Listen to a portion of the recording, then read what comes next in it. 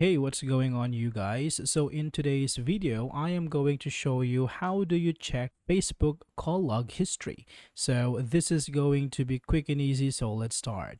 Now first, let's go ahead and open up Facebook.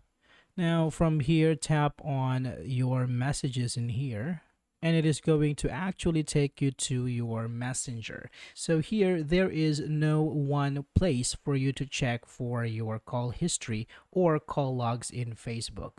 What you can actually do is go to individual conversations here to check who you called during what time of the day.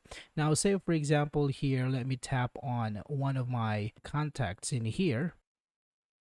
So here we can see that we have call logs. So you can check that out and choose other contacts who you want to check your call logs with. So that would be for this video, guys. I hope this is helpful for you. Thank you for watching, and I will see you on the next one.